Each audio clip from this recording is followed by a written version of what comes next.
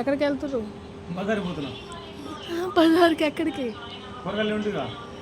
కూరగాయలు వద్దు. మరి సరుకులు ఏముంటుంది? కూరగాయలు ఏమొద్దు, ఉన్నాయి సరుకులు మరి? టమాటా ఉన్నాయా? సరుకులు సరుకులు ఏముంది ఏముండేవిలే కానీ పప్పులదే పెసరపప్పు, నేను పోయి ఫోన్ చేస్తా మార్కెట్ కందిపప్పు అవి. పిల్లలకైనా స్నాక్స్ అడుగుతారు వాళ్ళు లేవంటారు. ఏం స్నాక్స్? నువ్వు రోడ్ల మీద తినకూడదు అంటావు ఆ రోజు, మరి స్నాక్స్ ఎట్లా తెస్తావు రోడ్ల మీద?